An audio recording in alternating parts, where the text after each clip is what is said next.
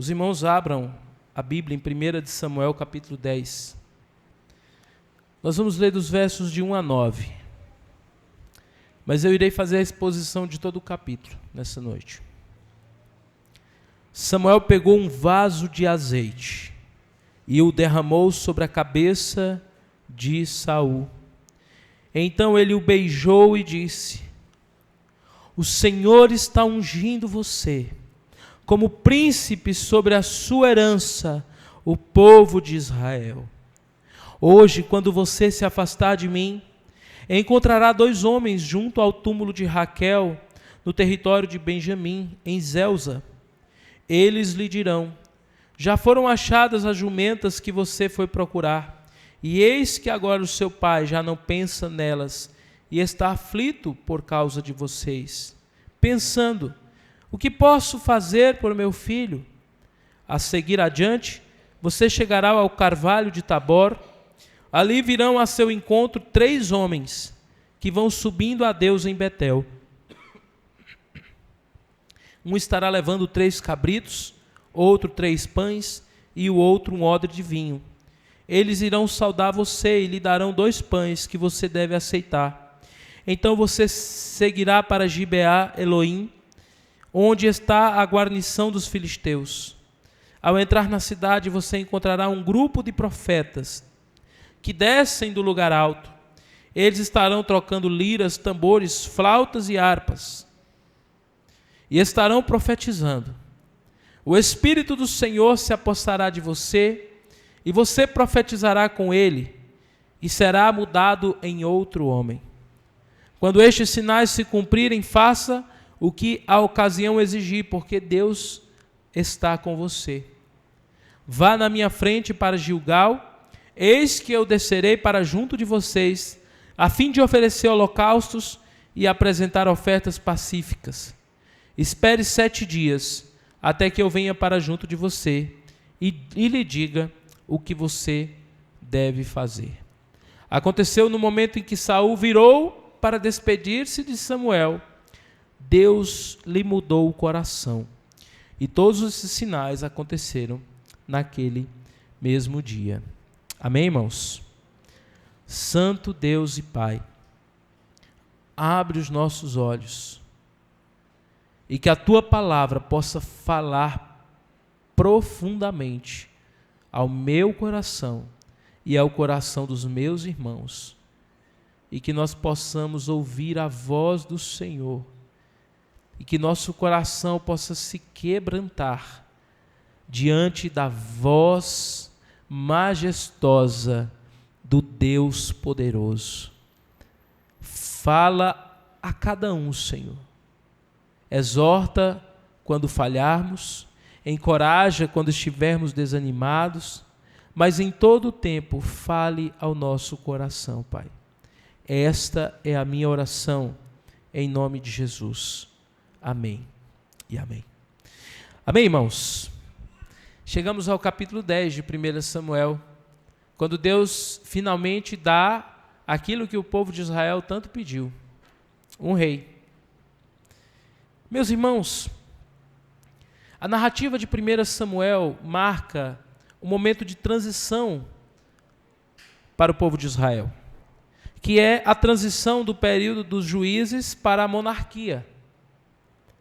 Israel vivia uma crise espiritual profunda. Em Juízes capítulo 21, verso 25, a Bíblia diz que cada um fazia o que parecia certo aos seus próprios olhos. Cada um estava por conta, cada um fazia o que bem entendia. Deus então levantava juízes para libertar o povo, mas o ciclo de pecado, disciplina e restauração se repetia continuamente. Nos capítulos 8 e 9, a Bíblia diz que Israel pede uma assembleia com o seu líder, com o juiz, com o profeta Samuel, e pede um rei a Samuel. Não havia um problema em Israel pedir um rei. Em Deuteronômio capítulo 17, 14 a 20, O próprio Deus já previu essa possibilidade de que em algum momento Israel teria um rei. O problema não era o desejo de ter um rei, o problema era a motivação do povo. Eles queriam ser, está lá em 1 Samuel capítulo 8, versículos de 5 a 20, eles queriam ser como todas as nações. Eles queriam se parecer com as nações vizinhas. Quantas vezes, meus irmãos, nós queremos nos parecer com aqueles que estão em nosso redor? E às vezes, querendo ser como todo mundo, nós rejeitamos o governo de Deus sobre nossa vida. E foi isso que Israel fez. Em resposta ao pedido de Israel, Deus ordena que Samuel unja Saul, que seria o primeiro rei. O capítulo 10 registra 3 acontecimentos principais. E primeiro, a unção de Saul. Samuel pega óleo e unge Saul como rei. Segundo, a confirmação divina, ou seja, Deus confirma a unção de Saul por meio de sinais. E por fim, Saul é apresentado publicamente como rei às 12 tribos de Israel. No entanto, esse capítulo, irmãos, não pretende exaltar Saul como sendo um grande rei, mas mostrar que Deus continua governando soberanamente a história, mesmo quando o seu povo é imperfeito, mesmo quando o seu povo falha, Deus é misericordioso. Pois bem, meus irmãos, se eu pudesse resumir esse capítulo em uma frase, eu diria que Deus soberanamente escolhe, confirma e capacita o seu servo para cumprir os seus propósitos, demonstrando que sua obra depende da sua graça e não da capacidade humana. Deus soberanamente escolhe, confirma e capacita o rei para cumprir os seus propósitos, demonstrando que sua obra depende da sua graça e não da capacidade humana. E, meus irmãos, eu gostaria de demonstrar isso para a igreja nessa noite a partir de 3 pontos. Em primeiro lugar, nos versos de 1 a 8, nós aprendemos que Deus confirma o seu chamado por meio da sua palavra. Deus confirma o seu chamado por meio da sua palavra, versos de 1 a 8. Meus irmãos, antes de Saul governar o povo, Deus confirma que foi ele quem o escolheu. No versículo 1, nós vemos como que Samuel, ele pega um vaso de azeite e derrama sobre a cabeça de Saul. No Antigo Testamento, derramar azeite sobre alguém simbolizava algumas coisas. Primeiro, simbolizava separação para Deus. Por exemplo, quando um sacerdote ele iria ser consagrado para o serviço de Deus, ele era ungido com esse óleo, que lá no tabernáculo era chamado de óleo da unção, isso lá no Antigo Testamento. Então, separação para Deus. Outra coisa que essa unção simbolizada era uma autoridade delegada, ou seja, Deus estava delegando autoridade, Deus estava entregando o seu povo àquela pessoa. E além disso, essa unção simbolizava, irmãos, a dependência do Espírito e a responsabilidade diante da aliança de Deus. Então, no momento em que Samuel unge Saul, ele está sendo separado para Deus. E Deus está entregando a ele uma responsabilidade diante da aliança. E o verso 1, Samuel diz: o Senhor está ungindo você como príncipe sobre a sua herança, o povo de Israel. Ou seja, a partir daquele momento, irmãos, Saul estava recebendo, não de Samuel, mas do próprio Deus, toda a autoridade para governar aquela nação, para governar aquele povo.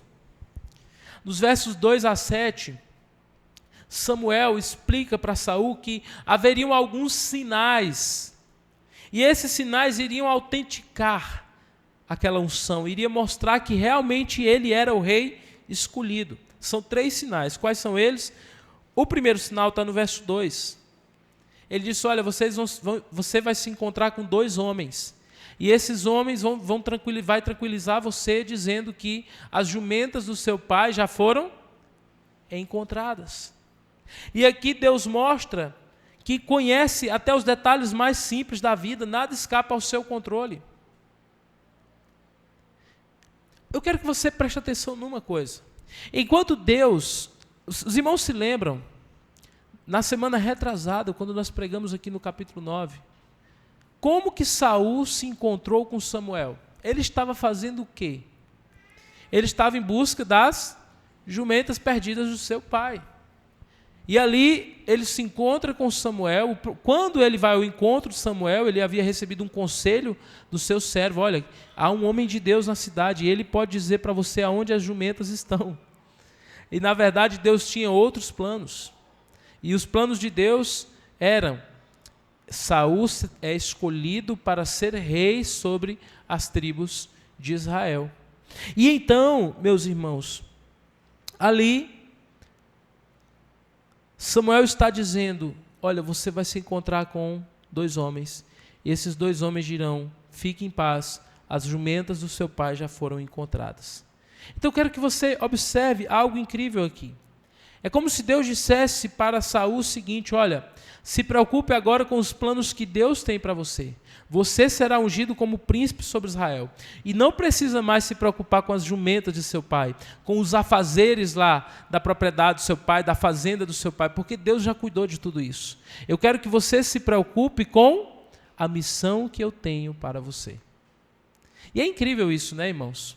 Eu sempre costumo dizer uma frase que é bem batida, mas ela é muito verdadeira. Quando você cuida das coisas de Deus, Deus cuida das suas coisas.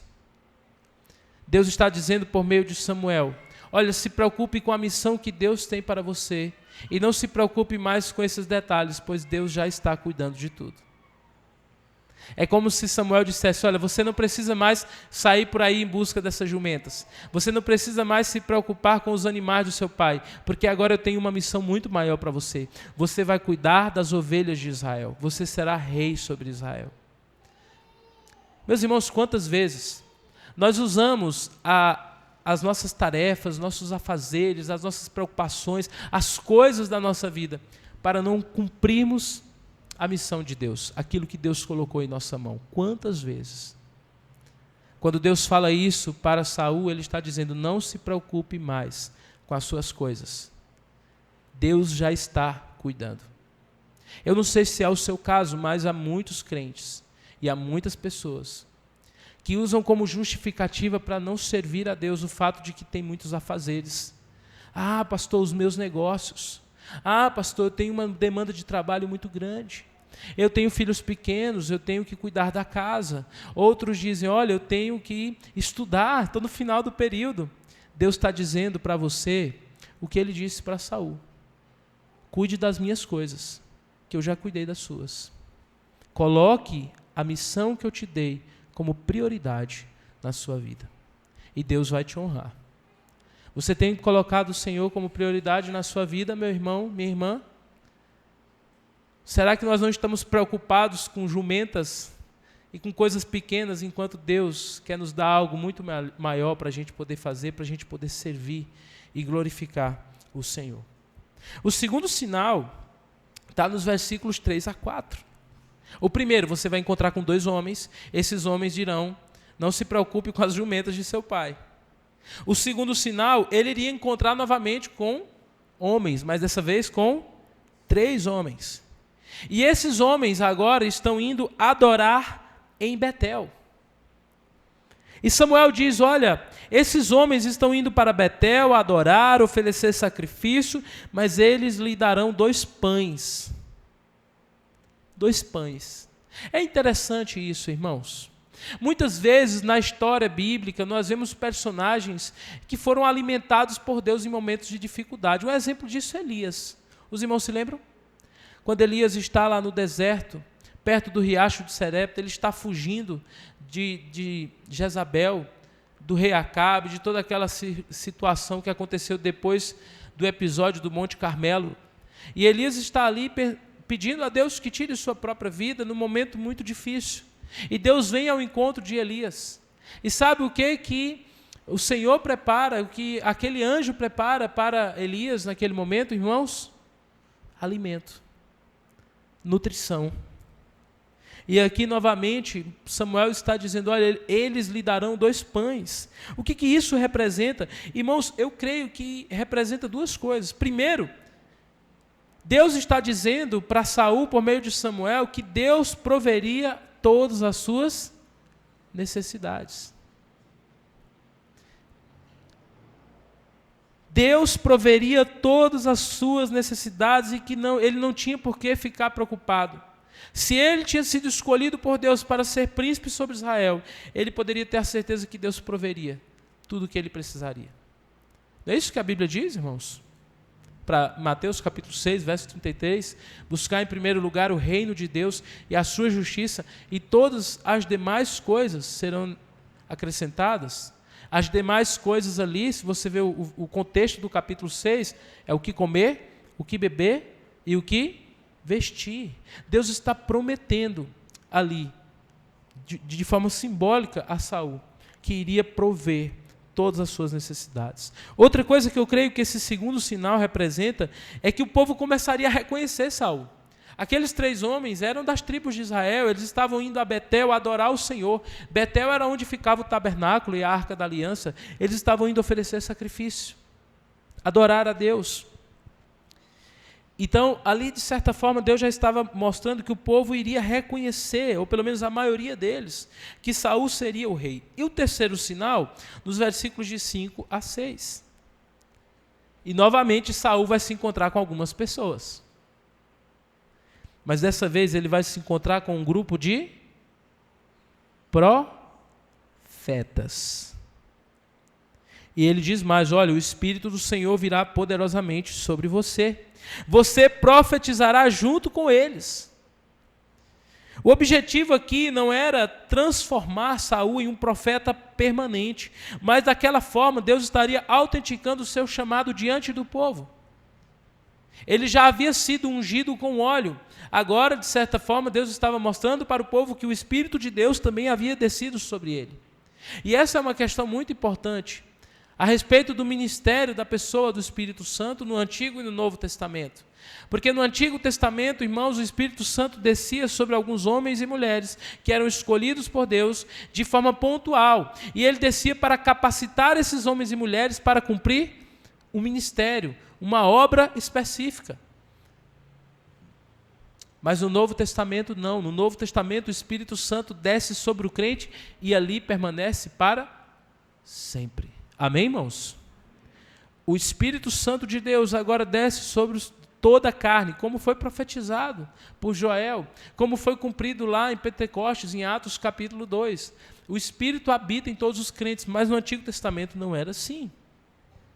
Tanto que mais à frente nós veremos que a Bíblia diz que naquele momento em que Saul peca contra Deus, o Espírito do Senhor se afasta dele. Mas aqui o Espírito vem sobre ele e o capacita.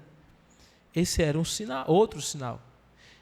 E esse sinal, aqui, uma coisa que me chama muita atenção, é que o texto diz que a partir daquele momento que o Espírito Santo descesse sobre Saul, Deus o transformaria em um novo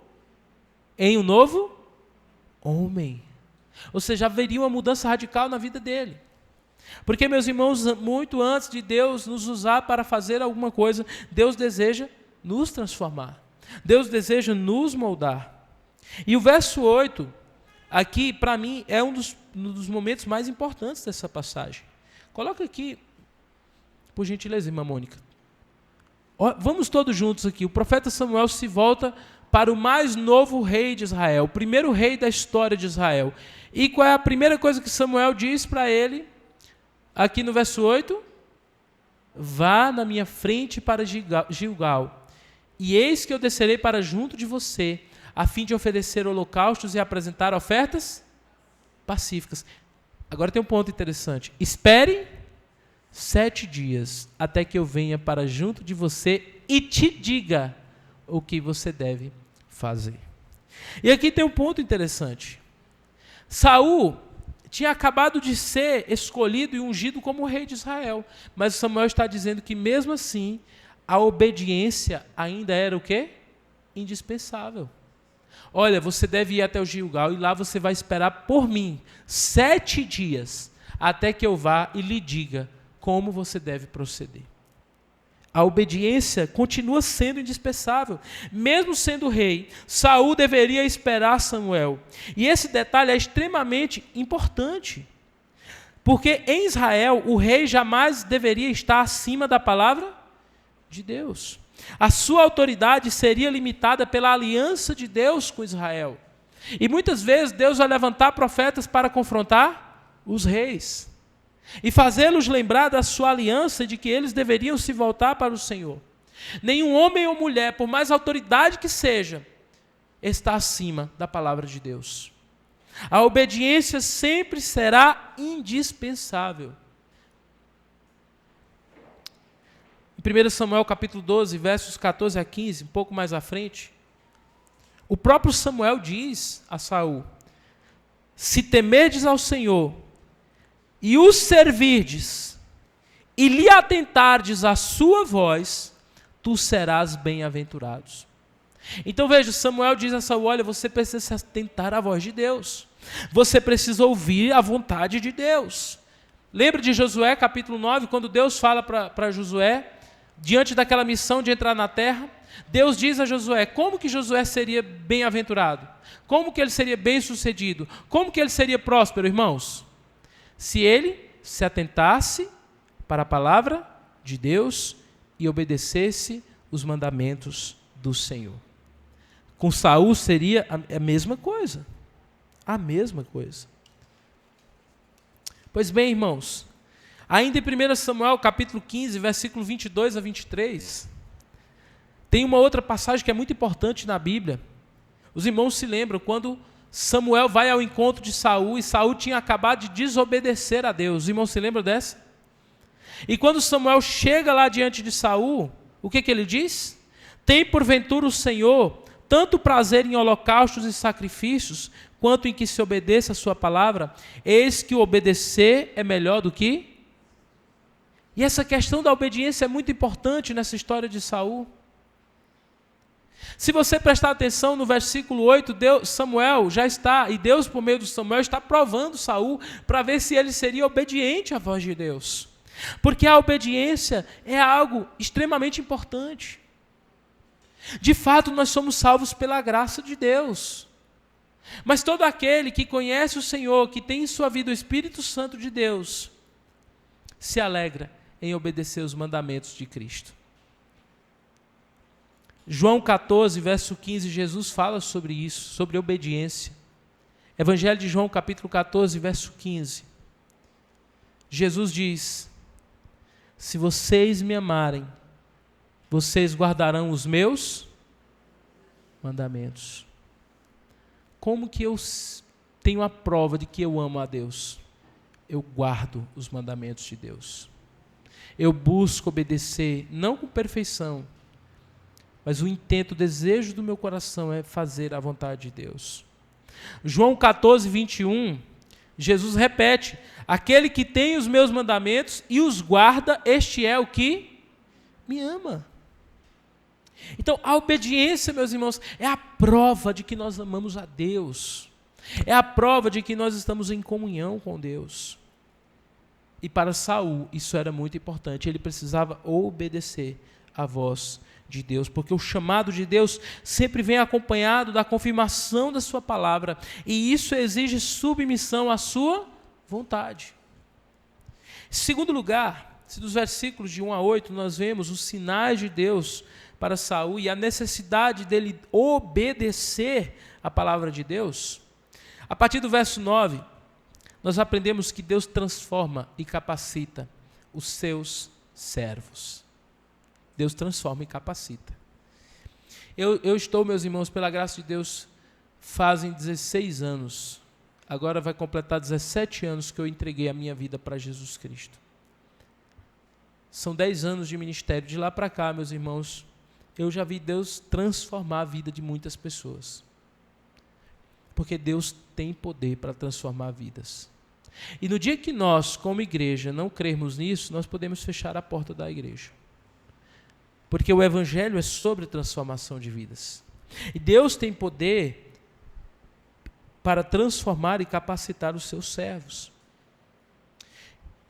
Se você ler comigo no verso 9, o texto diz o seguinte: aconteceu que, no momento em que Saul se virou para se despedir de Samuel, o que aconteceu, irmãos? Deus lhe mudou o coração. Deus mudou o coração dele. E no decorrer da passagem, nós vamos ver como que Deus vai trabalhando na vida de Saul. A expressão Deus lhe mudou o coração não descreve aqui o novo nascimento, a regeneração. Não quer dizer, isso não é como no Novo Testamento. Mas a ideia aqui, meus irmãos, e o contexto aponta para a mudança de disposição e a capacidade para fazer a obra que Deus mandou. Deus capacitou Saul, Deus preparou o seu coração para que ele pudesse fazer a vontade de Deus. E nós veremos que o início do reinado de Saul, ele obedeceu a Deus. Depois que ele acabou se afastando, se desvirtuando. Mas o início de Saul é muito promissor, é o início de obediência, é o início marcado por humildade, por sujeição a Deus. Nos versículos de 10 a 13, nós vemos que o Espírito capacita para o serviço. O Espírito vem poderosamente sobre Saul e ele passa a profetizar. No Antigo Testamento, o Espírito frequentemente vinha sobre algumas pessoas para governar, para guerrear. Isso aconteceu também quando o Espírito desceu sobre alguns artífices, lá na época de Salomão, para construir o tabernáculo. E também nos profetas para profetizar.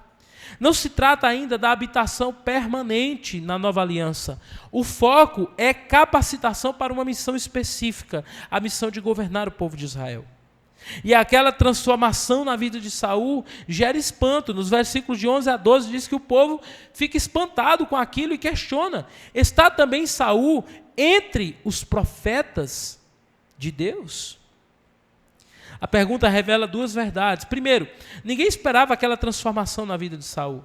E segundo, quando Deus age, até quem conhece nosso passado percebe a diferença. É incrível, meus irmãos, quando o Senhor entra em nossas vidas, Ele muda a nossa história. E no primeiro momento, Saul, ele até demonstra certa discrição. Ele é um jovem humilde. E aqui tem um ponto interessante. Se você perceber os primeiros feitos de Saul, ele é um rei humilde. Já parou para pensar nisso? Se você observa os versículos 14 a 16, ele volta para casa. Mas ele não revela para os seus familiares que ele foi ungido como rei. O que reflete prudência e humildade. Mais à frente, quando as tribos se reúnem, ele se esconde atrás das bagagens. Nós não sabemos a motivação, mas uma possível é que ele não se considerasse capaz para aquilo. Ele começa humilde. Mas você quer saber quem é uma pessoa? Dá o que para ele? Poder. Até aqui Saul era humilde, era simples. Mas a partir do momento que ele se torna rei, as coisas começam a mudar. Sabe, quem nós somos quando Deus nos dá algum poder? Quem nós somos quando Deus nos dá um bom emprego? Quando Deus nos dá uma posição de influência na sociedade? Quem nós somos quando Deus nos dá uma posição até mesmo ministerial dentro da igreja? Isso revela o nosso coração. Revela quem nós de fato somos. Saul demonstrou que a sua humildade não era verdadeira, porque com o tempo ele se tornou orgulhoso, presunçoso e virou as costas para Deus. E outra coisa que nós aprendemos com Saul é que a vida cristã não é sobre como começa. Saul começa bem ou mal, irmãos? Bem. A vida cristã ou a vida com Deus é sobre como termina. Nós podemos começar bem, nós podemos começar com muito potencial, mas se nós não formos até o fim fiéis ao Senhor, não terá valido de nada. Eu quero que você reflita sobre a sua vida. Eu reflito muito sobre a minha. Como nós estamos diante do Senhor? Será que nós temos a mesma humildade do começo da nossa caminhada? Será que nós estamos tão firmes como um dia já estivemos? E por fim, meus irmãos, do versículo 17 a 27, nós vemos que Deus estabelece seu rei, o seu servo diante do povo, apesar de sua resistência. E agora, nós temos a confirmação pública. Tudo isso que nós vimos nos últimos versículos acontece na esfera privada. O jantar de Samuel com Saul, a unção de Saul, tudo isso é ali nos bastidores. Mas agora, finalmente, Saul será aclamado como rei diante das tribos de Israel. Então, as tribos, no verso 17, acompanhem comigo, diz que Samuel convocou todo o povo para comparecer diante do Senhor em Mispa. E Samuel relembra a aliança de Deus e ele diz: assim diz o Senhor, o Deus de Israel, eu tirei Israel do Egito e os livrei das mãos dos egípcios e das mãos de todos os reinos que os oprimiam. Mas hoje vocês rejeitaram o seu Deus, que os livrou de todos os seus males e trabalhos. Vocês lhe disseram: não, queremos um rei sobre nós. Agora, pois, reúnam-se diante do Senhor, por tribos e grupos de milhares. Samuel fez com que todas as tribos se aproximassem, e a tribo sorteada foi a tribo de Benjamim. Então Samuel chamou a tribo de Benjamim pelas suas famílias, e foi indicada a família de Matre. E da família de Matre foi indicado Saul, filho de Quis. Mas quando procuraram, não puderam encontrá-lo. Meus irmãos, Samuel, quando ele se reúne com o povo ali, a primeira coisa que ele faz é relembrar: olha, Deus tirou vocês do Egito para que vocês fossem propriedade exclusiva de Deus, o povo de Deus, e vocês rejeitaram a Deus como rei. E vocês pediram um rei como as nações. E Deus então dá a eles esse rei. Eu não sei se você já parou para pensar, mas eu creio que já estava nos planos de Deus dar um rei a Israel. Sabia disso? Por que eu sei disso? Quando eu olho para o texto bíblico, lá em Deuteronômio. Em Deuteronômio, esses irmãos, capítulo 17, versículo 14 a 20, Deus já tinha dito para o povo de Israel, quando ainda estava no deserto, que um dia eles teriam um rei. Mas ainda não era o tempo. A ideia aqui é que o povo pressionou Deus por um rei, e Deus deu um rei. Mas ainda não era aquele rei preparado pelo Senhor. Esse rei viria depois. Como é o nome dele? Davi. Muitas vezes, irmãos, Deus até tem planos para nós. Ele deseja nos dar coisas boas. Mas às vezes a nossa ansiedade ou o desejo de fazer as coisas do nosso jeito estraga tudo. Porque nós queremos as coisas no nosso tempo e a qualquer custo. Não deve ser assim.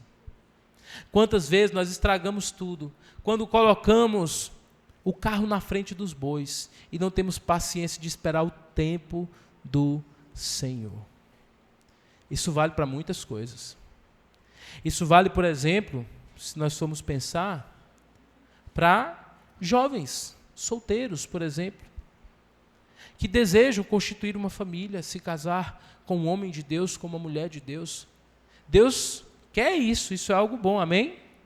Mas às vezes a vontade de resolver logo, de ter as coisas no meu tempo, do meu jeito, leva a pessoa a tomar decisões erradas e escolher coisas erradas. Quantas vezes na nossa vida nós fazemos isso? Não temos a paciência de esperar o tempo de Deus. Tomamos decisões apressadas no âmbito profissional sem antes consultarmos o Senhor. Vendemos e compramos sem consultar a Deus. Construímos sem consultar a Deus. Fazemos negócios sem consultar a Deus. Porque queremos que as coisas sejam do nosso jeito. E no caso de Israel, eles queriam um rei por quê? Porque olhava para as outras nações e todas as nações tinham um rei. Quantas vezes, irmãos, nós pecamos por causa disso? Porque olhamos para o colega. Ah, ele tem, por que eu não posso ter? Ah, mas ele está fazendo, eu queria também. Meu irmão, e minha irmã, deixa eu dizer uma coisa para você. Não é sobre o que os outros têm, mas é sobre os planos de Deus serem o melhor para a sua vida. Nós precisamos aprender a esperar no Senhor. Nós precisamos entender que a vontade de Deus é sempre a melhor para a nossa vida. Foi Deus quem libertou Israel do Egito, foi Deus quem derrotou seus inimigos, quem preservou a nação. Mesmo assim, Israel rejeitou o Senhor. Nós rejeitamos a Deus quando não aceitamos o tempo de Deus. Nós rejeitamos a Deus quando passamos por cima da palavra de Deus para que a nossa vontade seja feita. Quando nos esquecemos que Deus sempre tem o melhor para nós. Nesse caso aqui, sabe o que Deus fez? Vocês querem o rei? Então, toma. Muitas vezes, irmãos, nós somos tão teimosos, tão insistentes. E sabe o que é que Deus faz para nos disciplinar? Vai. E essa é uma das piores coisas que pode acontecer. É quando Deus nos entrega aos nossos desejos. Mas às vezes Deus faz isso para nos provar, para nos tratar, para moldar o nosso coração. Deixa eu dizer uma coisa para você, meu irmão e minha irmã. A vontade de Deus sempre é a melhor.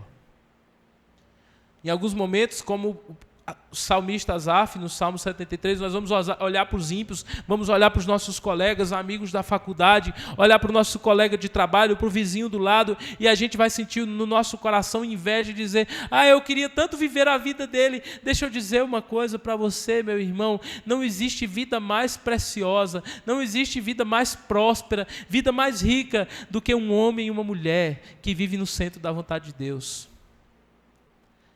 E quando nós ansiamos essas coisas, é porque o nosso coração está distante de Deus. Deus não aprova isso, mas Deus muitas vezes permite, e Ele permitiu aqui. E aí nós vemos aqui um sorteio, né? O sorteio não era acaso, era o meio usado por Deus para revelar a sua vontade. O primeiro sorteio, digamos aqui, colocou lá 12 papelzinhos numa urna, não foi assim, estou só ilustrando para os irmãos. Sacudiu, quando colocou a mão, qual foi a tribo escolhida? Benjamim, a menor das tribos de Israel.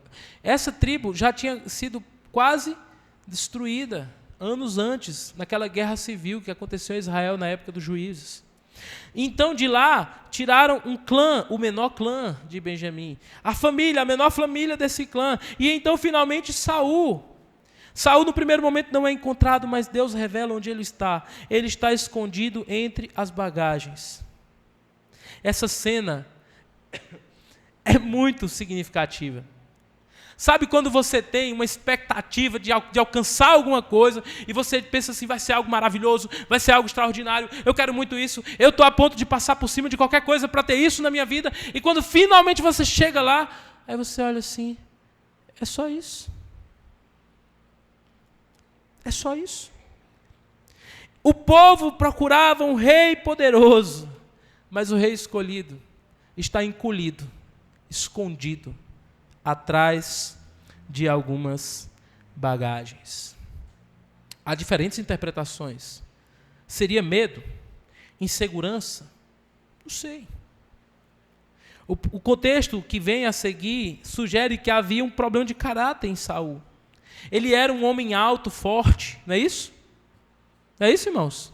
Diz que em Israel não havia nenhum outro homem tão belo como Saul, filho de Quis. Aos olhos dos homens, um rei perfeito. Era um homem alto e forte, mas que possuía um coração vacilante. E aí, a história que nós veremos a seguir, da maneira como Deus escolheu Samuel, mostra que Deus não vê como o homem vê. Deus vê o exterior.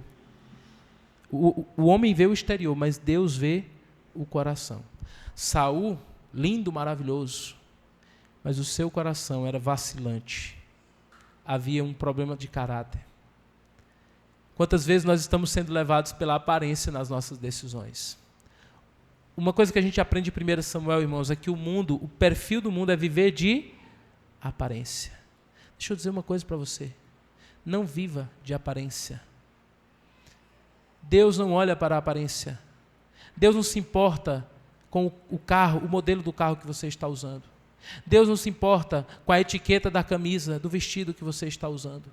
Deus não se importa com as cifras que foram passadas no seu cartão de crédito comprando roupas novas. Deus não se importa com o bairro, com o condomínio que você vive. Deus não se importa com nenhuma dessas coisas. O que Deus realmente se importa é com o nosso coração. E para concluir, depois que Samuel apresenta Saul como rei, tem algumas reações diferentes. Diz que a maioria, alguns gritam o quê? Viva o rei! Viva o rei! Mas ali no meio do povo diz que alguns o quê? O desprezaram e não lhe trouxeram presentes. Eu queria dizer uma coisa para os irmãos, olha, quando eu olho para a Bíblia, toda liderança estabelecida por Deus encontrará aceitação e oposição. Mas o texto diz que Saul permanece calado. E mais uma vez, meus irmãos, nós vemos uma coisa muito interessante que eu fiquei refletindo sobre isso. Alguns o honraram. Outros disseram o quê? Como poderá este homem nos salvar? E o desprezaram e não lhes trouxeram presentes. No começo aqui, parece até que Saul agiu de uma forma sábia. O texto diz que Saul se fez de surdo. Muito bem, hein? Se a gente for viver de opinião alheia o tempo inteiro e não pela condução da palavra de Deus, a gente vai acabar tomando decisões erradas. Mas quando a gente olha para a vida de Saul nos próximos episódios, e aí? Ele vai buscar agradar a Deus ou ao povo de Israel? O texto deixa muito claro que ele busca em todo o tempo agradar ao povo. Talvez Saul, por ser jovem, pensou, tem pessoas aqui me desprezando. Tem pessoas aqui que não estão aceitando a minha liderança. Então eu preciso me moldar a eles para poder agradá-los, para poder fazer a vontade dele. E esse é um dos grandes problemas, irmãos. Olha, deixa eu dizer uma coisa para você que está aqui, todos os irmãos e irmãs que estão aqui. Uma das coisas mais perigosas para um crente se chama temor de homens. É quando nós deixamos de fazer a vontade de Deus para nos adequar à vontade das pessoas. Somos maleáveis, nos adaptamos ao contexto que nós estamos. A Bíblia diz que essa pessoa é homem de ânimo dobre. É uma pessoa que muda de acordo com o contexto. Não, meus irmãos, Deus não quer isso de nós. Saul desejava fazer a vontade dos homens, nós veremos isso mais à frente. Nós não devemos tomar decisões com base no que as pessoas pensam. Jesus, inclusive as pessoas mais próximas de nós. Jesus diz, aquele que não for capaz de incomodar ou de criar problemas com pai, mãe, irmão ou irmã, ou até mesmo amigos, por mim não é digno de mim. Fazer a vontade de Deus muitas vezes levará pessoas a olhar feio para você. Fazer a vontade de Deus muitas vezes levará pessoas a criticar você. Mas eu quero dizer para você, meu irmão e minha irmã que está aqui, se você de fato ama o Senhor, não tome decisões com base no que as pessoas pensam e dizem por aí. Tomem suas decisões com base naquilo que é a vontade de Deus para a sua vida. Não abra mão dos seus princípios pelo contexto que você está. Não abra mão daquilo que o Senhor já ensinou para você. Não abra mão do seu relacionamento com Deus. Não abra mão do seu testemunho. Não abra mão de tomar a decisão certa. Não abra mão de seguir pelo caminho correto. Se é a vontade de Deus, siga em frente. As pessoas irão criticar, elas irão olhar feio para vocês. Mas saiba de uma coisa, se você estiver fazendo a vontade de Deus, o Senhor te honrará. E você será bem-aventurado. Amém, irmãos? É isso que nós aprendemos. E aí, meus irmãos, concluindo, eu queria trazer 3 aplicações para o nosso coração. Só 3. Para você levar para a sua vida hoje. A primeira é, entenda a importância de viver em obediência. O tempo inteiro Samuel, desde o capítulo anterior, ele está tratando com Saul, como ele deveria proceder, como ele deveria agir, o que a lei de Deus dizia, como que o Senhor orientava ele. E Saul disse: se você fizer a vontade de Deus, você será bem sucedido. Está lá, 1 Samuel 12, 14 e 15. Se temerdes ao Senhor e o servirdes, e se atentar à sua voz, você será bem sucedido. Então, Samuel diz a Saul que ele precisava obedecer. E aqui nós vemos a importância de viver em obediência. A obediência, ele diz, obedecer é melhor que sacrificar. Deixa eu dizer para você, obedecer é algo primordial para a vida do cristão. Nós devemos viver em obediência ao nosso Pai. Devemos viver em obediência ao nosso Senhor. Nós devemos buscar a obediência como algo importante para a nossa vida. Até porque a obediência nos protege. Você sabia disso? A gente sempre ensina para os nossos filhos lá em casa. Meus filhos, a obediência é uma proteção. Quando se vive em obediência, você está protegido. Veja, quando o pai diz: meu filho, não ponha seu dedo na tomada. Veja, obedecer trará o quê? Segurança para o filho. Quando o pai diz aqui no final do culto: meu filho, não atravesse a rua. Algo de mal pode acontecer com você. Veja, obedecer trará o quê? Segurança e proteção. Assim também é os mandamentos de Deus. Tudo que Deus ordena em sua palavra, tudo que é mandamento de Deus na Bíblia, para nós serve de segurança e proteção. Alguém disse certa vez que a lei de Deus é como uma cerca em volta de um penhasco. Ela é uma proteção para nós. Então, meu irmão e minha irmã, nós devemos buscar obedecer a palavra de Deus. Segundo, não permita que o medo o impeça de obedecer ao chamado de Deus. Saul foi encontrado escondido entre a bagagem. Muitas vezes também nós nos escondemos atrás de desculpas, inseguranças, ou do medo da opinião das pessoas. O que é que meu colega, minha colega vai pensar de mim? Meus irmãos, que se dane a opinião desse seu colega e dessa sua colega.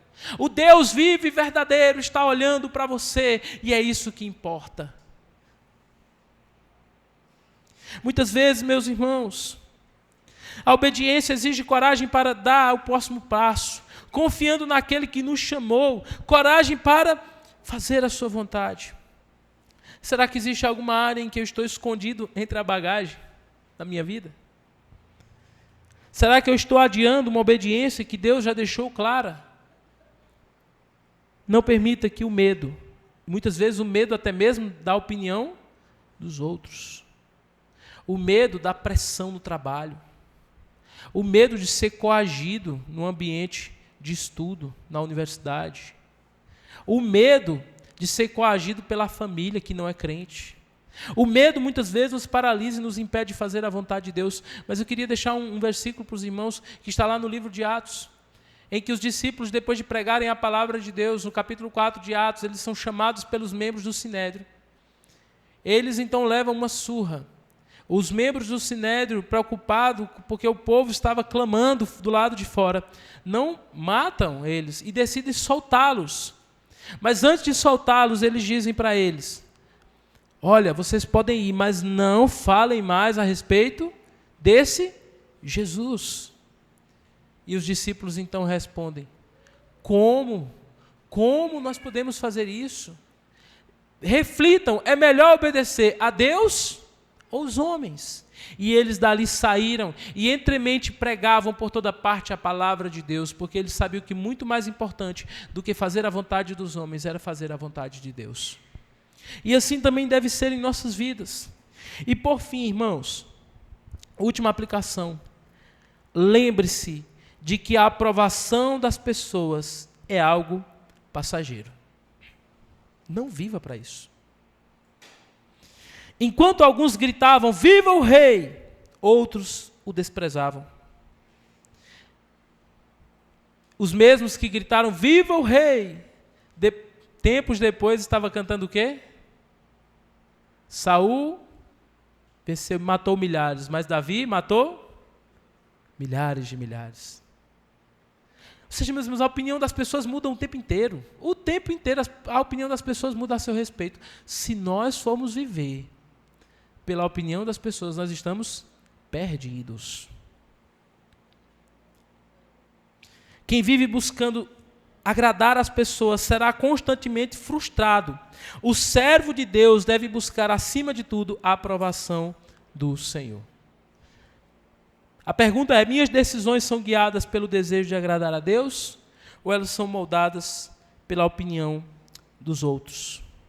Meus irmãos, o texto nos fala sobre esse rei chamado Saul, que foi dado por Deus, apesar de não ser a vontade de Deus naquele momento.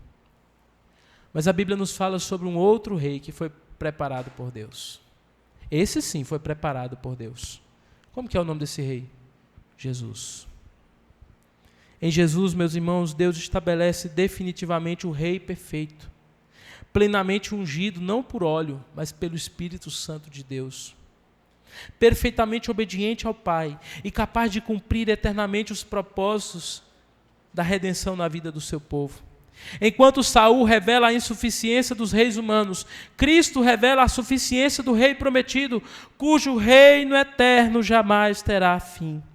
Ele, Jesus, foi plenamente obediente, ele se submeteu ao chamado de Deus, ele não viveu para este mundo, nem para agradar as pessoas deste mundo. Jesus viveu para agradar ao Pai.